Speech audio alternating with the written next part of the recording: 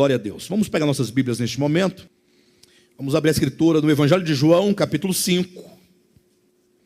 Depois nós vamos ler outros versículos aqui dentro deste capítulo, mas a princípio quero começar pelo versículo 20, que nos servirá de base para buscarmos o que vem antes e também alcançarmos o que vem depois do versículo 20, que diz assim: porque o Pai ama ao Filho e lhe mostra tudo o que faz, e maiores obras do que estas lhe mostrará, para que vos maravilheis.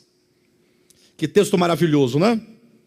Eu vou lendo aqui, os irmãos repitam comigo. Porque o Pai ama o Filho e lhe mostra tudo o que faz, e maiores obras do que estas lhe mostrará, para que vos maravilheis. Ou seja, o Senhor, Ele diz em sua palavra que Ele nos levará a um estado de maravilha, de contemplação, a ponto de nós podermos não somente conhecer, mas experimentar as obras de Deus. O capítulo 5 de João é um capítulo muito rico, e ele nos traduz algumas verdades que são fundamentais para o nosso crescimento espiritual. Há uma divisão muito clara aqui, porque o texto começa falando acerca da cura de um paralítico, que ficava ali no tanque chamado Betesda. E em seguida a essa cura deste homem, segue-se um discurso de Cristo, que na verdade foi possível mediante um embate dos líderes religiosos que não admitiam a cura daquele homem realizada num dia de sábado. Interessante como que João escreveu o seu evangelho. Ele foi inspirado de maneira a estabelecer os milagres de Cristo como sendo sinais. O próprio João vai dizer, ele vai chamar os milagres de Cristo de sinais, o que significa que quando João coligiu esses eventos aqui, esses milagres realizados por Cristo, ele o fez inspirado pelo Espírito Santo, colocando cada um desses milagres no seu devido lugar para representar algo.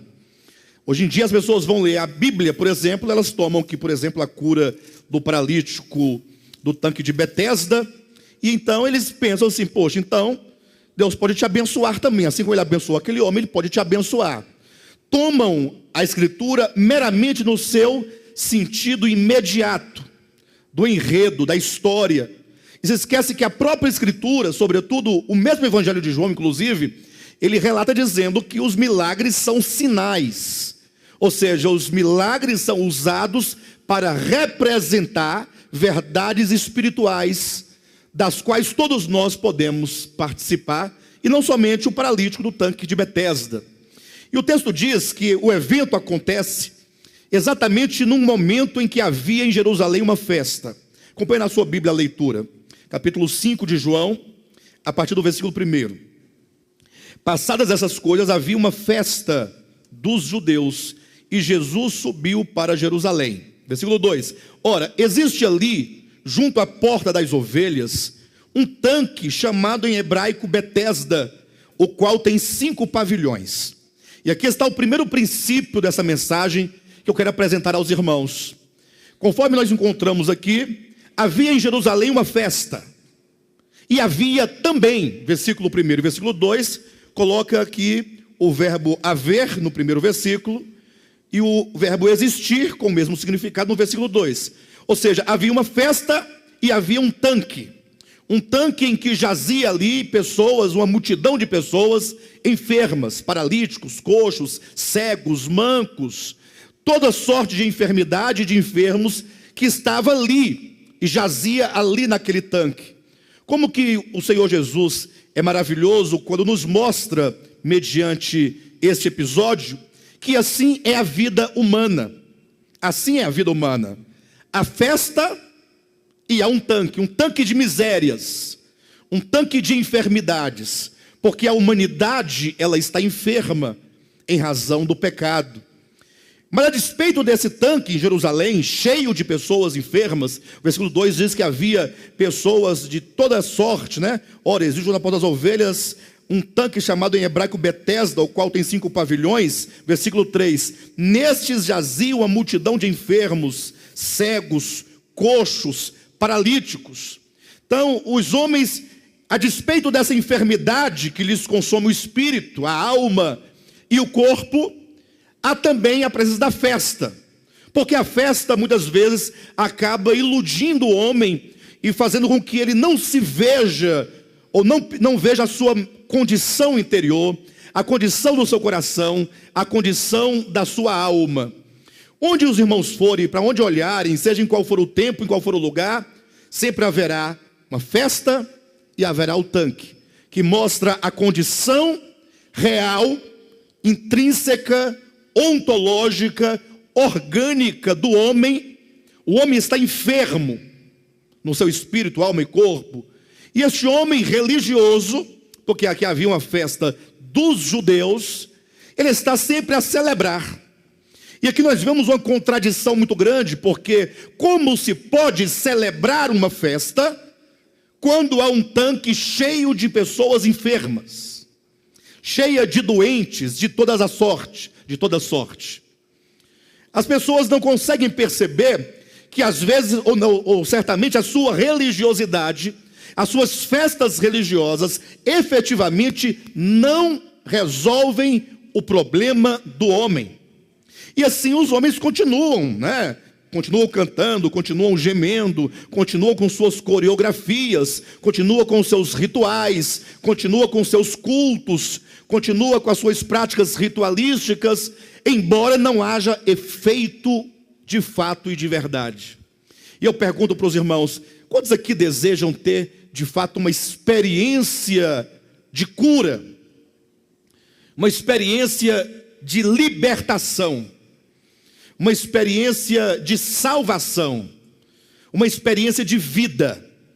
Agora, eu não estou aqui oferecendo aos irmãos, jamais, um tipo de evangelho pragmático, como o evangelho da prosperidade, que promete resolver os problemas objetivos dos homens aqui e agora.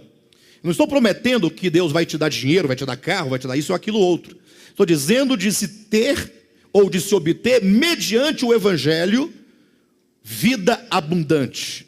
E a vida abundante não necessariamente quer dizer que você tenha bens em abundância, mas significa que você, como um homem criado por Deus, você terá plena satisfação, paz, alegria, completude.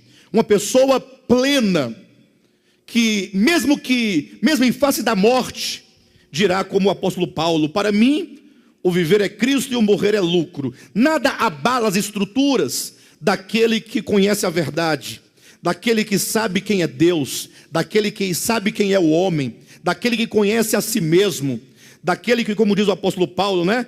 Mas eu sei em quem eu creio, e estou bem certo que Ele é poderoso. Essa convicção, essa certeza, somente quando o homem chega nesse estágio de compreensão da verdade, de assimilação da verdade, é que ele pode encontrar plenitude de vida.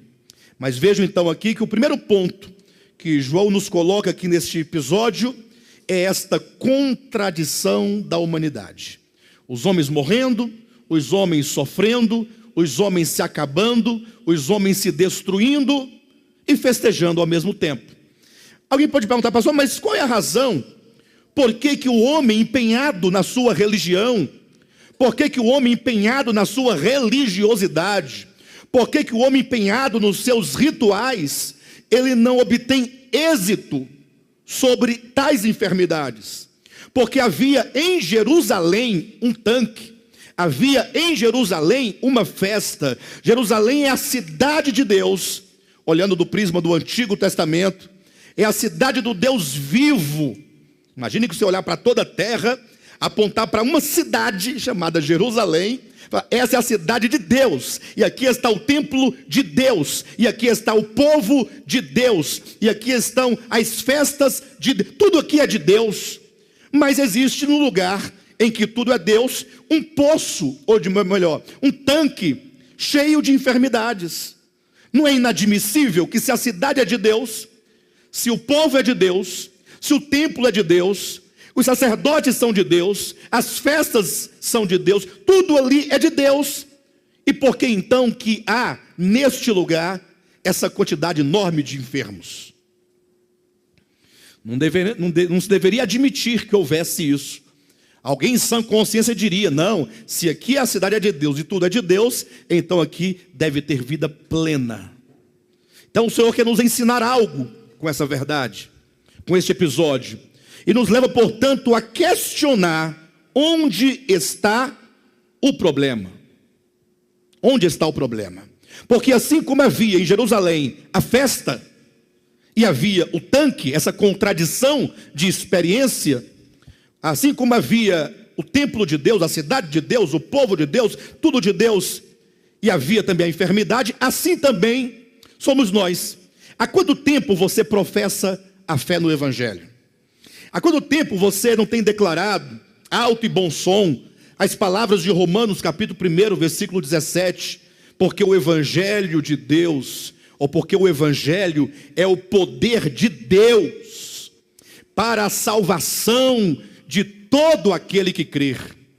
Olha que palavra, o Evangelho é o quê? É o poder de Deus. Ou seja, o Evangelho, ele tem a capacidade de mudar a sua vida, de mudar a minha vida, de mudar a nossa vida. Então nós temos que questionar aqui os versículos 1, 2 e 3, para que nós possamos discernir qual é a razão de você ter crido no Evangelho há tanto tempo. Você está nessa festa religiosa dos judeus, simbolicamente, referindo-se a uma condição religiosa de culto, de rituais, de procedimentos, mas do seu lado estar ali sempre presente o tanque de Betesda, cheio de enfermidades. Enfermidade de toda sorte. Não somente a enfermidade do corpo, porque essa é visível, você sente com mais facilidade, mas sobretudo as doenças do espírito humano e as doenças da alma humana. O homem está sofrendo no seu coração, o homem está gemendo. Nós vemos famílias se destruindo, filhos se perdendo, os homens se mordendo uns aos outros, nação contra nação. Um país que vai lá, invade uma outra nação e mata pessoas, destrói pessoas, e vem a fome, e aí vem a enfermidade física. Ou seja, o mundo está um verdadeiro tanque de Betesda. Talvez a sua casa também esteja um tanque de Betesda. Talvez o seu coração seja esse tanque de Betesda. Mas nós não deixamos de festejar. Agora festejar. Porque havia uma festa, todo mundo ali naquela alegria, pulando, via o tanque, via a festa, aí fingia ignorar o tanque, porque é contraditório a festa, e assim vão os homens levando a sua vida, enganando-se a si mesmo, como se porventura isto resolvesse alguma coisa. Está todo mundo vendo que isso não resolve nada, não resolve a vida de ninguém. O cristianismo está no mundo há 2000 anos, com a suposta ou com a pretensão de mudar o mundo.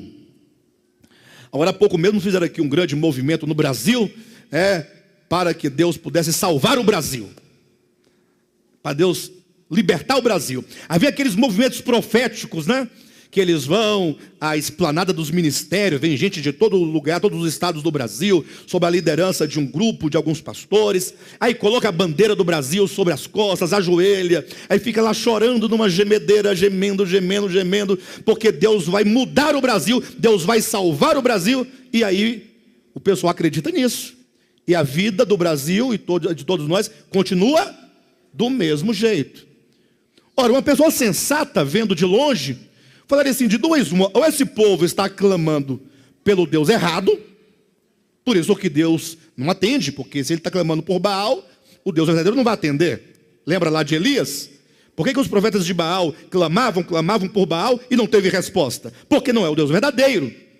Ou então, se eles estiverem clamando ao Deus verdadeiro, então esse Deus verdadeiro deve ser um Deus muito mau e muito perverso, porque o seu povo está ajoelhado, chorando, clamando por ele, e ele ouvindo diz, não vou fazer nada, porque de fato não está fazendo. Então tem um problema aí. Por que que não funciona? Por que que você ora, jejuma, vai ao monte, se consagra, se santifica, faz voto, pacto, dá oferta, fogueira santa, água benta? Por que que não muda? Você vai ouvir meia dúzia de testemunhos dizendo que mudou, mas sempre vai acontecer no âmbito da vida financeira, não é? Isso porque você trabalha muito com motivação. Agora, quando você olha de fato para o coração, você vê que não há mudança substancial nas pessoas. Por quê? Porque elas continuam preconceituosas umas com as outras.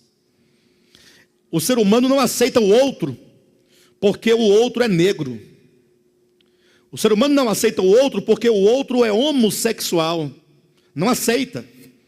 Briga que baba, que faz espuma no canto da boca, em nome de Deus.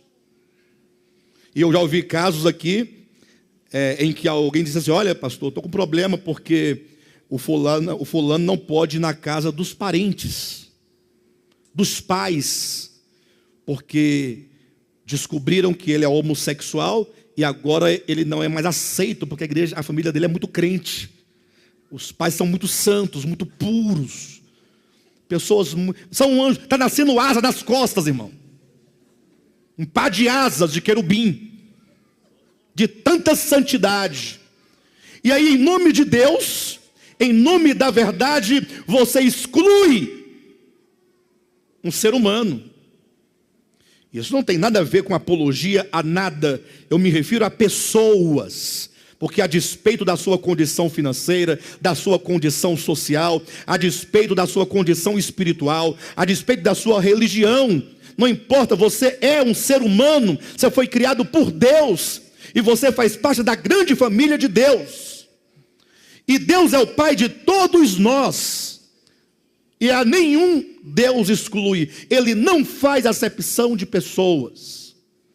Então tem uma coisa que não está funcionando, porque a religião dos homens, o cristianismo há 2000 anos instaurado, não resolve.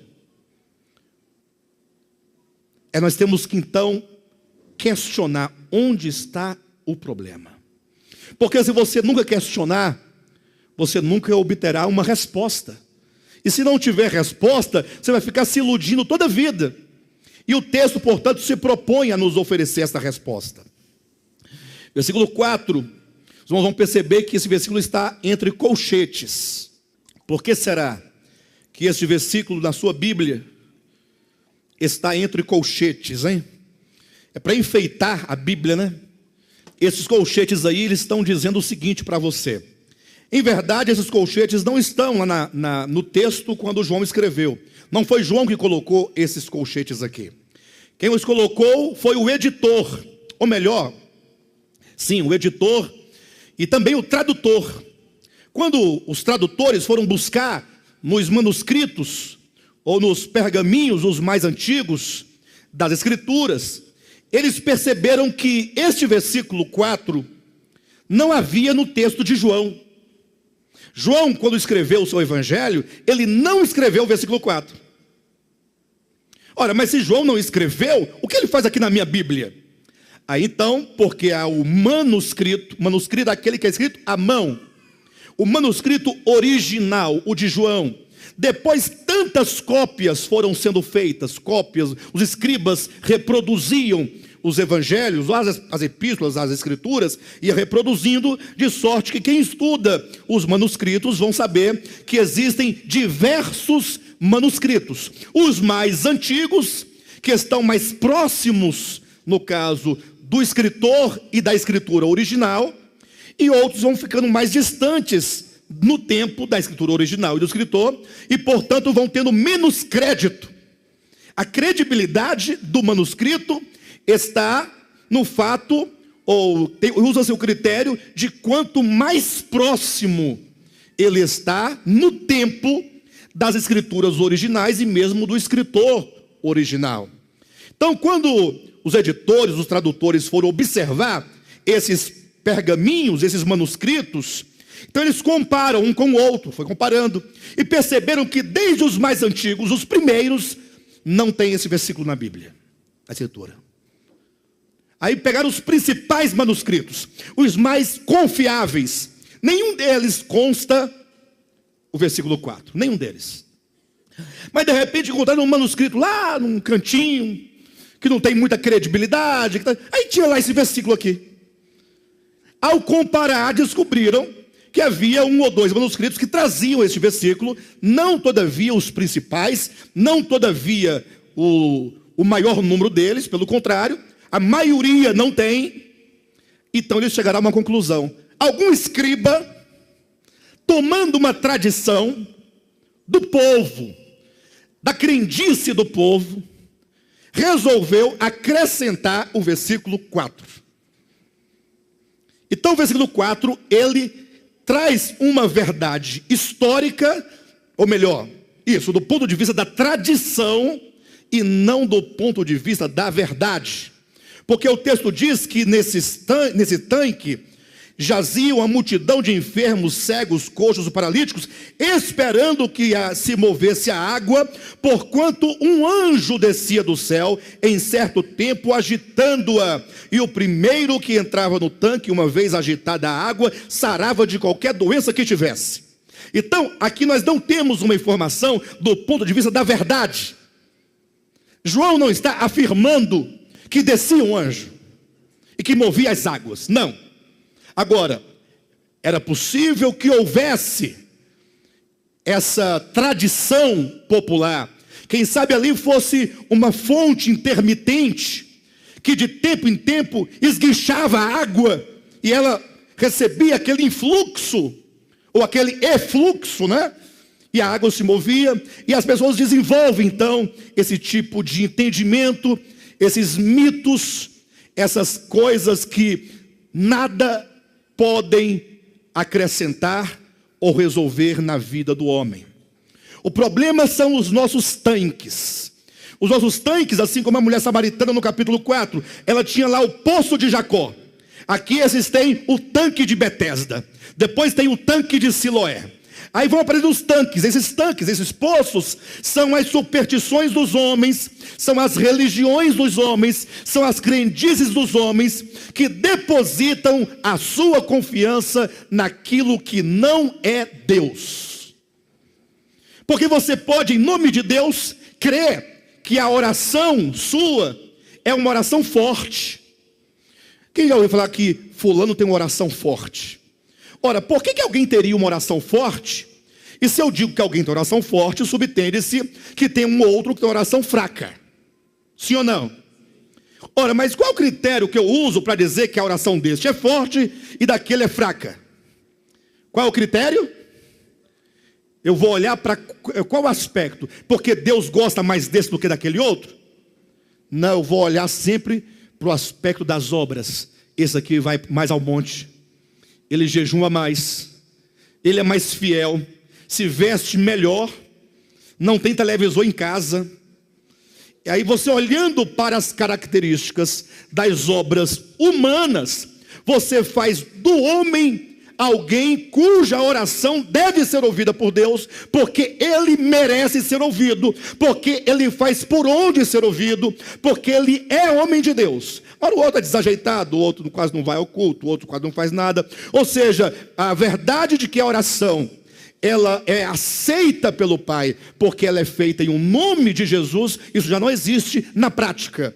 Embora, ao final de cada oração, todos sempre vão dizer, em o nome de Jesus. Poderia mudar, que não faria nenhuma diferença. Te peço, Pai amado, em o meu nome, Alexandre. Porque não adianta você falar em nome de Jesus, se a sua confiança está naquilo que você faz. Então a sua oração pode se tornar o seu ídolo, mesmo que você o faça em nome de Deus. Pode ser o seu poço de Jacó, o seu tanque de Betesda, o seu tanque de Siloé. Você pode ter, o seu jejum pode se tornar isso, a sua oferta pode se tornar esse tanque, a sua moral, a sua ética, o seu bom comportamento, porque tudo isso está aí na escala do dever, do fazer. Então aqui no caso, Diz a Bíblia que eles acreditavam, e assim acontece com a maioria, com todas as religiões, sobretudo com o cristianismo. Ele acredita que eu vou ficar aqui e um dia minha vida vai mudar. Não tem essa esperança? Não, um dia minha vida vai mudar, um dia o Senhor vai me visitar. Por isso que você faz uma campanha empenhado e na expectativa de que hoje nessa campanha o Senhor vai me visitar. Aí daqui a pouco você tem que ir para uma outra campanha, porque o problema não foi solucionado, não foi resolvido.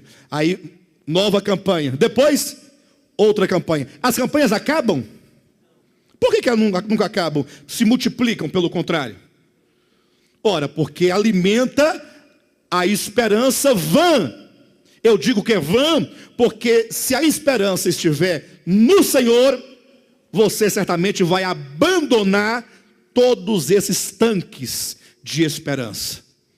Diz a Escritura que havia nesse tanque um homem, e a Bíblia fala tão somente deste homem em particular, porque este homem agora representa a humanidade. Havia um homem há 38 anos nesse tanque. 38 anos.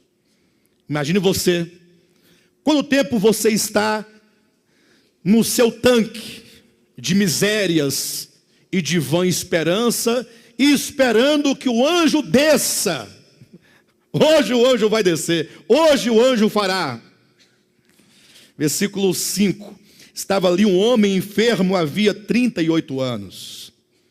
Jesus, vendo-o deitado e sabendo que estava assim há muito tempo, perguntou-lhe.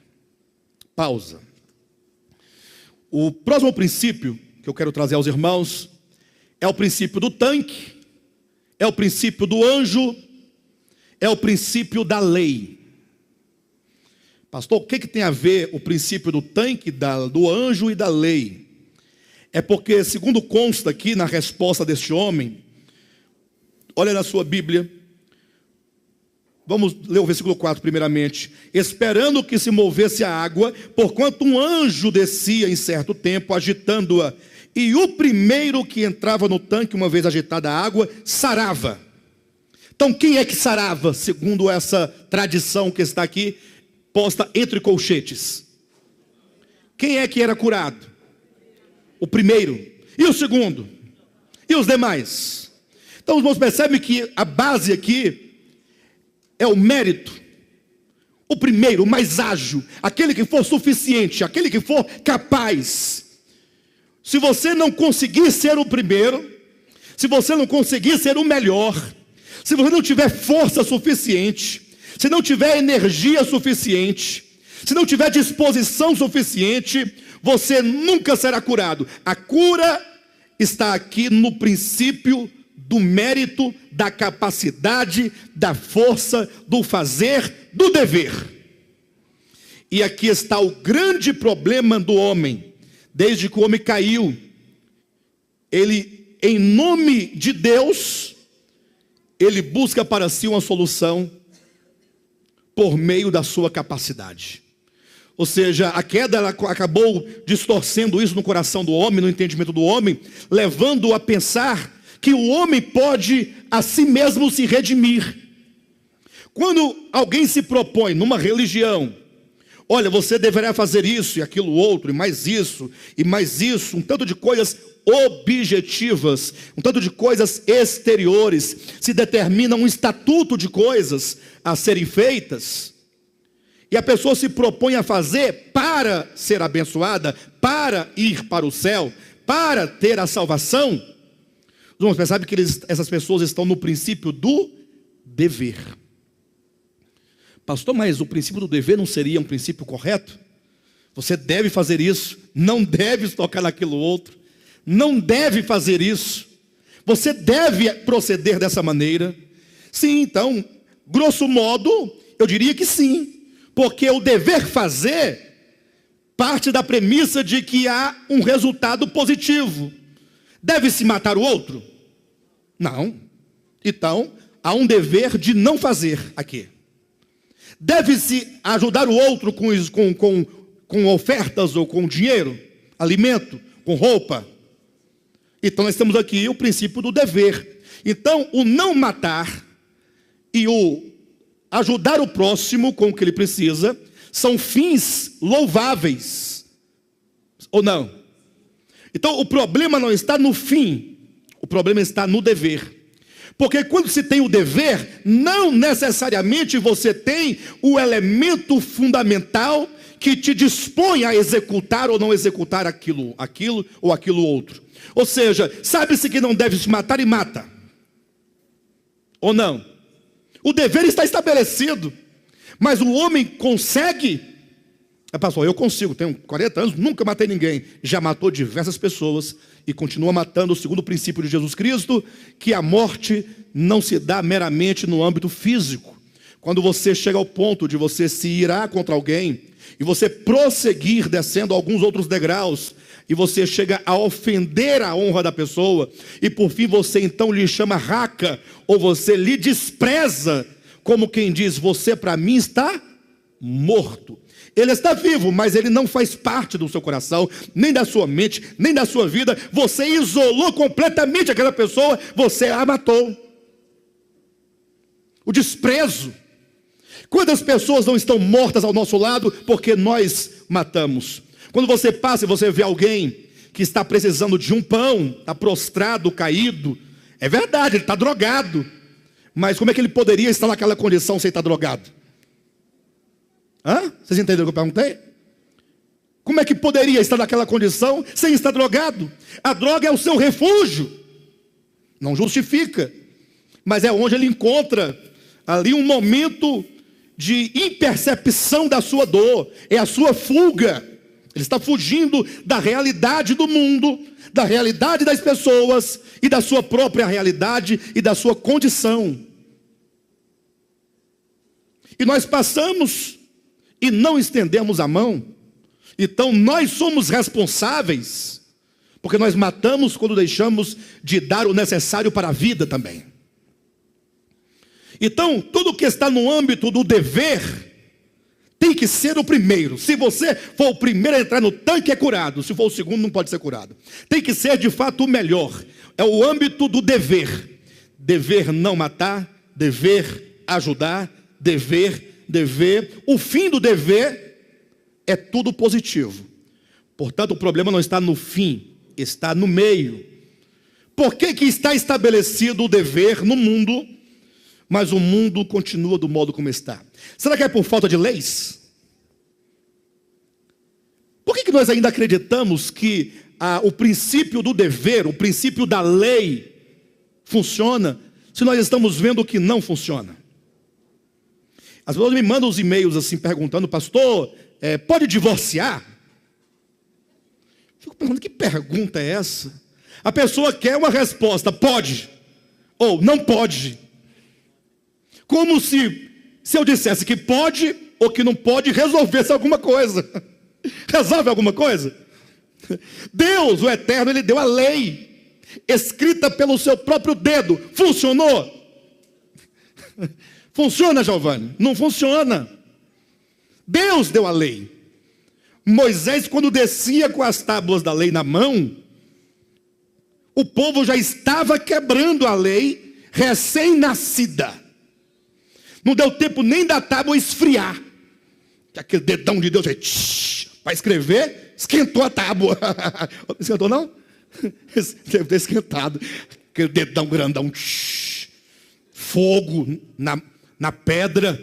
Estava quente. E o povo estava em volta de um bezerro de ouro, dizendo, este bezerro de ouro que acabamos de fazer, com os brincos e pulseiras das mulheres, com as tornozeleiras das mulheres, nós derretemos o ouro, nós fizemos uma forma, aqui está o bezerro que nós fizemos, e portanto ele é o nosso Deus que nos tirou da terra do Egito. Que loucura é essa, gente? Eles não sabiam que aquele bezerro não podia ser o Deus que os tirou, uma vez que eles são os criadores do bezerro. Quem foi que fez o bezerro? Eles acabaram de fazer o bezerro. Como é que esse bezerro foi quem os tirou do Egito? Mas isso é o homem. Aí Moisés pegou as tábuas, jogou no chão, e a Bíblia diz que as tábuas se quebraram. Já estava dizendo, o caminho do dever não funciona. Sabe por que os homens estão com a festa em Jerusalém e o tanque cheio de enfermos? Nessa contradição constante. fala no nome de Deus, grita o nome de Deus, brada o nome de Deus, mas Deus não está presente efetivamente na sua vida. Quando eu digo Deus não está presente, eu quero dizer que não se vê nenhuma experiência real de mudança. Missionário, pregadores, apóstolos, pastores, bispos, papa, dê o nome que você quiser, obreiro, diácono, membro, não é assim que o povo fala? Onde é que está a experiência do Evangelho, poder de Deus para a salvação de todo aquele que crer? É porque está no princípio do tanque, das águas, do anjo, no princípio da lei, é porque está no princípio do dever. Toda vez que você estabelecer o caminho do dever, o resultado será fracasso. Toda vez. Para os irmãos terem uma ideia, dizem assim muitas vezes: o Brasil tem que investir mais em educação para acabar com a marginalidade. Não é assim? Teve até outro que disse que, enfim. Aí eu pergunto, será que se houver investimento na educação, vai resolver o problema dos bandidos? Vai resolver? Os maiores bandidos da história foram homens extremamente inteligentes e cultos. Homens estudados, que inclusive usam as cadeias para se aperfeiçoarem, fazerem ali as suas pós-graduações no conhecimento. Chega num desses bandidos que aí são grandes chefes de grandes quadrilhas e pergunta, já leu Maquiavel? Ele pode citar todo o livro para você. Sabe? Já leu? Já li. Aí vai falando. Pessoas cultas, inteligentes. O homem não pode se redimir a si mesmo. O caminho e o princípio do dever ser é um princípio errado. Aqui está a resposta. Por quê? Que o homem não pode se livrar do seu tanque.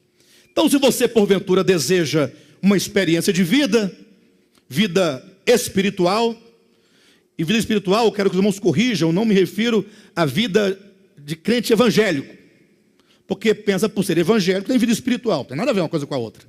Na verdade, o que menos tem no meu evangélico é vida espiritual. E aí as pessoas ouvem a minha mensagem e falam assim, engraçado, esse pastor fala mal das igrejas evangélicas. Falo. Eu falo. Mal não, eu falo a verdade. O mal é o fato de ser o que são. E eu exponho a verdade. E aqui, para quem quiser colocar à prova, está o meu desafio. Traga você as pessoas que no caminho do dever ser tiveram suas vidas mudadas. Traga o pastor. Aquele que está lá cheio do poder de Deus, gritando, falando em línguas, traga, que eu colocarei à prova de que isso não muda a vida das pessoas. Muda sim a vida exterior. Só chega num almoço familiar, logo você sabe quem é o evangélico dentre os outros. Não sabe não? Por quê? Porque o evangélico está com a cara feia. Por que com a cara feia? Porque os seus irmãos estão bebendo cerveja.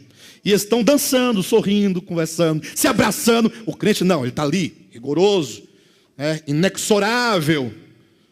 Aquela cara de carranca. E na verdade ele está com raiva do povo, porque o povo é feliz. E ele não é feliz. E aí você vai ver que ela está com um saião, jeans, comprido, num calor. E os outros estão com uma bermudinha, mais tranquilo, uma camisetinha. Estão livres, o vento rolando, jogando, o vento vem, soprando. E a pessoa está lá de meias Kendall. Meias Kendall. Alta pressão. Daquelas bem escura, que dissona da sua própria pele. Todo mundo vendo que é a perna de uma boneca. De uma Emília. Boneca de pano. Mas é porque a santidade dessa pessoa é muita. Então, dá-se a impressão de que aqui há uma vida espiritual. Porque confundem espiritualidade com conduta exterior. Não é sem razão que muita gente já foi para os mosteiros, para as fortalezas, fugindo da realidade para ter uma espiritualidade. E não, você pode ter espiritualidade no meio, de qualquer lugar, onde quer que você esteja, na sua casa, pode estar tudo caindo sobre a sua cabeça, você terá paz, alegria, terá Deus, terá a experiência de Deus, porque Deus não se condiciona ao lugar. Para eu poder ter uma vida sadia, eu acho que vou ter que me mudar para a roça. Você está fugindo de quem? Do povo? Você não vai conseguir fugir de você mesmo, você é o problema. Esse caminho do dever ser. Então, alguns falam, o pastor Alexandre fala mal das igrejas evangélicas. Eu não falo mal dos irmãos, eu falo mal ou exponho a condição de engano em que vivem por tantos anos. E isso não resolve os problemas. Por isso que tem uma congregação aí, um ministério, que até então lá o divórcio entre pastores era proibido. A igreja consentia no divórcio de membros, mas não consentia no divórcio de pastores. Olha para os irmãos verem como é que são as coisas. Mas por que não? Porque pastor é pastor. Tudo bem. Passou-se o tempo, os anos, foi passando. Numa dada situação, o pastor presidente estava no processo de divórcio. É o presidente, é o manda-chuva, é o principal, é o sênior. E agora a igreja tem que cumprir o dever ser, não tem? Não tem que cumprir, não tem um regulamento? A igreja tinha que falar assim, pastor, presidente, sênior, vem cá, infelizmente, eu sei que você é o fundador, que você é o orientador, que você é a coluna, que você é isso, mas você não pode mais ser pastor nesse ministério. Seja membro. Quem vai fazer isso? O que fizeram? Reunir todo mundo. Pessoal, estamos percebendo, os tempos andam mudando e nós temos que nos atualizar e mudar o estatuto da igreja. A partir de agora, os pastores já podem se divorciar. Entenderam, pessoal? Vocês estão entendendo? Essa manipulação que está todo mundo vendo, que isso é corrupção do coração do homem. Não que deva se divorciar ou não deva, não estou tratando dos méritos do dever ou não dever, estou falando do coração do homem. O homem cria uma lei do dever ser, porque essa lei lhe favorece. Se amanhã essa lei não lhe favorecer, ele muda a lei. E depois muda de novo. Se amanhã a igreja se revoltar e quiser expulsar o pastor, é só voltar a lei para o divórcio, aí ele é expulso. Tudo é feito de acordo com o coração do homem. Portanto, a lei não funciona. O caminho do dever ser não funciona. Então, aqui está a razão. Se você está tentando, esperando o anjo descer, e então agitar as águas para que você seja o primeiro, o melhor, seja curado, essa é a razão porque você não tem conseguido, e que você nunca conseguirá. Por isso, é que diz a Bíblia que Jesus, então, entrou naquele tanque num dia de sábado. Isso é muito significativo. Um dia de sábado. Por que no dia de sábado? Porque o sábado é o dia, conforme Gênesis capítulo 2, versículos de 1 a 3, é o dia do descanso. É o dia que diz que depois de Deus ter feito ou restaurado os céus e a terra em 7 dias, ele entrou no descanso. Deus descansou das suas obras que tinha feito. A Bíblia diz, e viu Deus que tudo era muito bom. Porque Deus, ele foi criando, ele foi restaurando, tudo muito belo, as árvores, as flores, os animais, o homem, tudo sadio, a lua, as estrelas, o sol maravilhoso. Pensa numa criação maravilhosa, bela, sem mácula, sem eiva, sem nada de que pudesse. Então, havendo Deus concluído, e chegando ele à conclusão de que tudo era muito bom, Deus então descansou. Ou seja, o sábado, enquanto descanso, significa a obra de Deus está consumada. Não que Deus se canse, Deus não pode se cansar. Deus não se cansa nem se fadiga. Não está lá em Isaías? Ele se cansa. Olha, por que o sábado, sendo que o primeiro sábado foi o descanso de Deus e não do homem? É porque não é descanso físico. É porque o homem não está entendido. Ao ler a Escritura, eles pensam no descanso do corpo físico. não querem que o homem trabalhe no sábado para descansar o corpo físico, e não sabe que o sábado, ele só tem algum valor real, enquanto descanso, se a obra estiver completa. Mas o que aconteceu? Então logo acabou o capítulo 2, tudo muito bom, aí Deus descansou, no sentido agora ele estava só contemplando e usufruindo daquela criação bela. Capítulo 3 de Gênesis, mais a serpente. Aqui começa todo o problema, porque vem a serpente, e agora aquela obra, aquela criação que outrora era tudo muito bom, diz a Bíblia que caiu em pecado. O pecado entrou no mundo, e pelo pecado entrou a morte. E assim a morte passou a todos os homens, porque todos pecaram. De Gênesis 3 em diante eu pergunto, é possível que Deus, vendo a condição da humanidade caída, cheia de misérias e de humilhações, e Ele esteja descansando? Certamente não, irmãos. O sábado não tem nenhum significado mais nesse sentido primeiro do sábado. Se perde completamente depois da queda do homem. Então, os judeus, eles queriam manter essa regra, porque está lá no Decálogo, quando Deus colocou, lembra-te do dia do sábado para o santificar, 3 dias trabalharás. Então eles faziam desse dia o dia sagrado por causa da lei, do dever ser, do dever fazer. E agora nesse dia, eles estabeleceram dezenas de leis sobre o sábado, dizendo que nesse dia só se pode caminhar 1000 metros. Só tinha que dar com a trena, né? Medindo. Parou. 999 metros e 99 centímetros. Parou. E agora? Vamos aguardar o pôr do sol. Você vai ficar aí? Mas não posso. Se eu der um passo a mais, eu peco.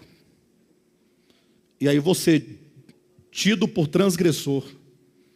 Acredita que se alguém cuspisse na terra e parasse o pé, eles diziam que você está arando a terra. Daí vai que tem uma sementinha, e a sementinha foi umedecida pelo cuspe e germinou. Então você trabalhou, então não cuspa. Engula. Não cuspa, engula. Pensa num número enorme de leis que foram feitas sobre o sábado. E eles ficavam como verdadeiros fiscais de Deus, fiscais do sábado, observando se alguém transgredia alguma coisa, para poder acusar, porque é papel da religião acusar. Né, isso mesmo. Aí de repente Jesus entrou num tanque, em dia de sábado. E Jesus olhou, quando viu aquele tanto de enfermos, Jesus se lembrou de Gênesis capítulo 2, do sábado estabelecido, e falou, não, mas não há descanso aqui. Há descanso para alguém que há 38 anos está sofrendo num tanque, esperando uma cura. Esse tanque, ele era úmido, lógico, porque havia água, um lugar úmido, na sombra, porque era alpendres, mal cheiroso, porque ninguém cuidava. Eu acho que o sacerdote estava lá lavando para ficar um lugar asseado, um lugar mal cheiroso. E agora esse homem está prostrado, a Bíblia diz cama, mas estava possivelmente numa esteira, todo assado. Ou não estava assado? Você fica prostrado, você não anda, ninguém te tira dali, não tinha familiares. Ele vai dizer, eu não tenho ninguém que me jogue no tanque, eu não tenho ninguém. Todo assado. Na esperança religiosa, o anjo virá. O anjo virá. Quantas vezes você não ficou pensando, o anjo virá? Deus vai enviar o socorro. E passou-se 1 ano, 2 anos, 5 anos, 10 anos, 20 anos, 38 anos. Jesus entrou, olhou para aquele homem e viu que ele estava assim há muito tempo. E Jesus vai estabelecer agora um outro princípio de vida. Se você atentar para o princípio que Cristo vai apresentar agora, em oposição ao princípio do dever ser, que não funciona, e você então obedecer, você terá a sua vida mudada. Jesus chegou e falou para o homem assim: ei, você está aí, né? 38 anos. Queres ser curado? Você quer ser curado? Aí o homem disse: olha, lê na sua Bíblia, capítulo 5, versículo 7. Senhor, não tenho ninguém que me ponha no tanque quando a água é agitada, pois enquanto eu vou, desce outro antes de mim. Diga comigo assim, igreja: Senhor, não tenho ninguém que me ponha no tanque. As palavras, essa resposta desse homem, por um lado, demonstra que ele não estava compreendendo o que Cristo queria dizer, porque ele entende que Cristo está dizendo assim, que o tanque está aí, mas você tem vontade mesmo de ser curado ou não? Jesus não está perguntando se ele queria ser curado, tinha um desejo. Mas assim, você quer agora ficar bom, agora. Não é quando a água for agitada. Ele responde: eu não tenho ninguém que me jogue. Sempre tem um que pula antes de mim. Eu não consigo. É a ideia de Romanos capítulo 7, versículo 24. Miserável homem que sou. Enquanto não chegarmos neste ponto, eu não tenho ninguém. E eu não dou conta, porque eu sou paralítico por si mesmo, por mim mesmo não dou conta. E não tenho um auxílio, não tenho uma pessoa, eu não tenho um salvador, alguém que se compadeça de mim. Se não chegarmos a esse ponto de entendimento, e isso não é um mero entendimento intelectual, isso deve ser gerado no seu coração. Você interiormente precisa se humilhar, sabendo você é mera criatura, você é um mero ser. Você é completamente impotente, incapaz de mudar a sua própria vida. O problema é que nós somos orgulhosos.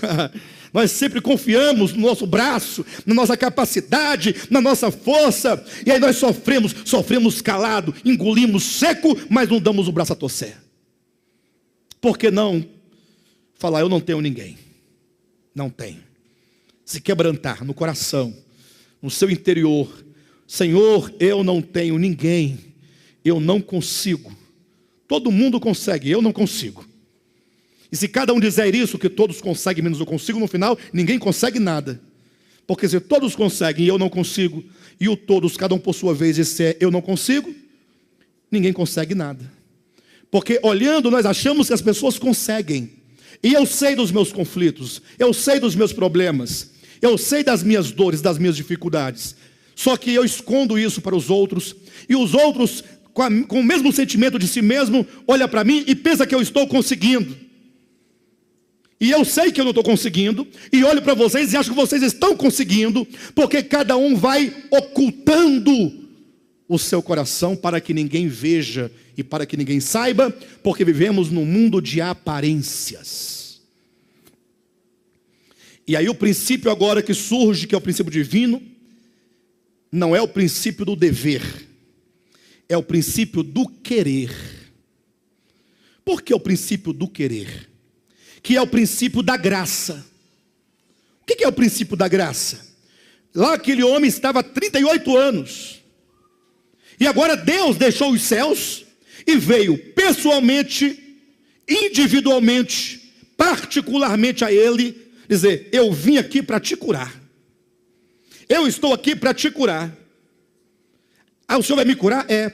Basta que você diga: eu quero ser curado. É simples.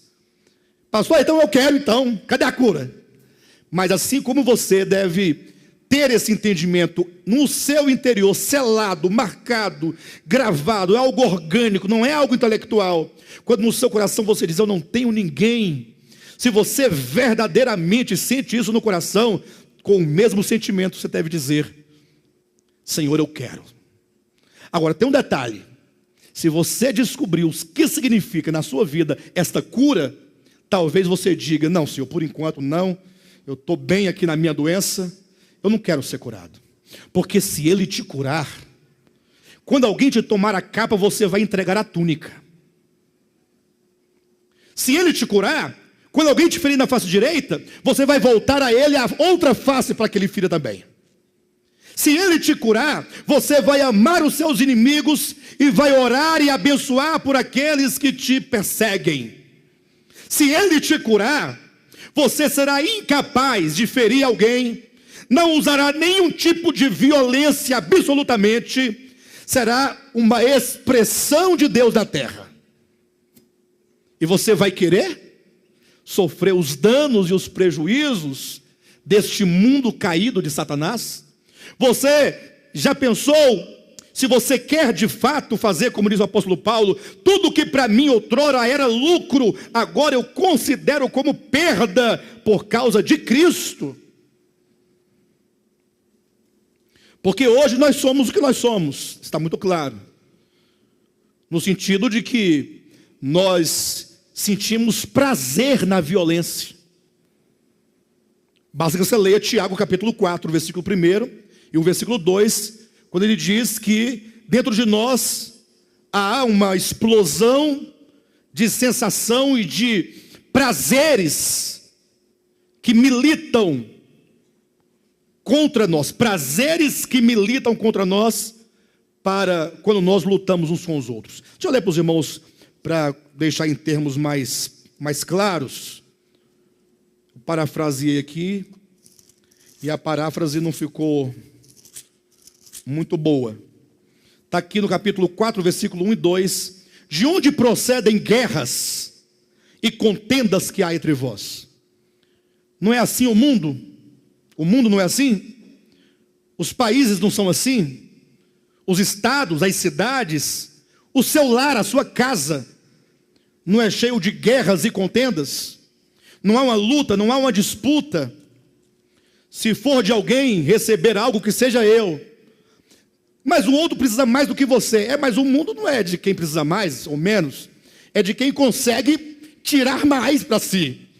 Ora, se eu posso ter 1 bilhão de reais e o outro passa fome, mérito meu, bom empreendedor.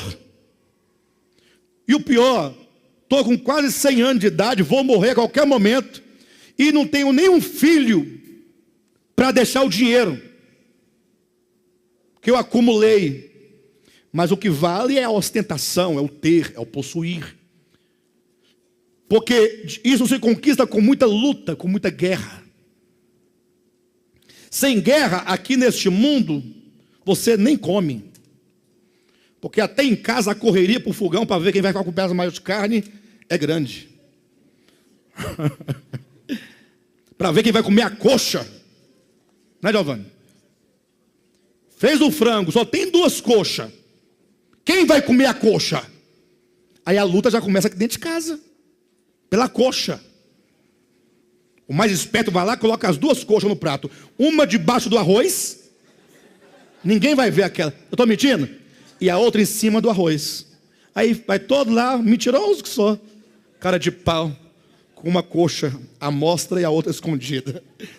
Lá, quem pegou a coxa? Cadê a outra coxa? O pior é que o último que vai à panela só vem com as costelas do frango.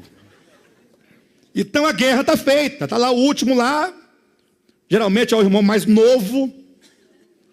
Vai ficar com a costela cheia de pedacinho ainda do fígado da galinha, que não saiu direito lá. E a pergunta é: de onde procedem guerras e contendas que há entre vós? De onde? Senão dos prazeres que militam na vossa carne. Que coisa extraordinária. Peraí, as guerras vêm de onde? Dos prazeres. Prazeres?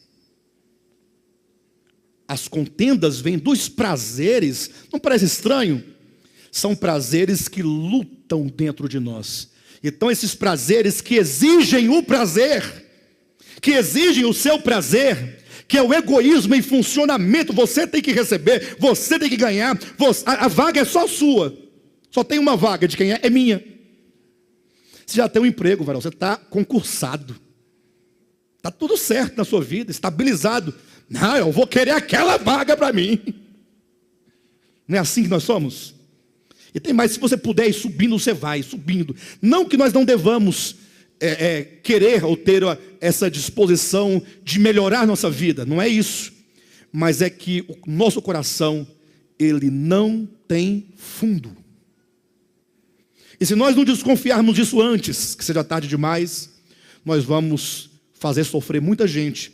De onde, senão dos prazeres que militam na vossa carne, cobiçais e nada tendes, matais e invejais, e nada podeis obter, viveis a lutar e a fazer guerras, nada tendes, porque não pedis. Ah, eu não peço? Lógico que eu peço. Versículo 3, pedis e pedis mal. Eu peço mal por quê? Porque você pede para esbanjardes nos vossos prazeres. Então, se o Senhor te curar, você não será mais assim. Não usará de violência verbal, mental, espiritual, religiosa, econômica. E isso acontecerá quando o reino de Deus for manifestado sobre a terra. A humanidade, nós chegaremos a esse estágio sim. É possível sim. Tem aqueles que não acreditam, né? Isso é conversa. Quando é que o homem vai chegar a isso, pastor? Para de pregar essas coisas que isso não funciona. Funciona é a palavra de Deus. Agora, somos nós os que retardam o processo de mudança do homem. Quem diz é o próprio Pedro na sua epístola, ele diz, olha, não retarda o Senhor a sua promessa, como alguns a julgam demorada, a promessa da sua vinda. O que é a vinda de Cristo? Senão o estabelecimento do reino de paz, de equidade e de justiça. Então, essa implantação concreta, real, prática do reino de Cristo, por que esse reino não chegou ainda e não se manifestou como tal? Porque Deus está atrasado. Ele esqueceu. Não retarda o Senhor a sua promessa, ou a promessa da sua vinda. Antes, pelo contrário, Ele é longânimo para convosco, aguardando que todos vós se arrependam. Então somos nós os responsáveis pelo retardamento do reino de Deus. Oramos catolicamente, venha a nós o vosso reino. Mas você quer que esse reino venha? Porque se ele vier, a nossa carne vai ser aniquilada.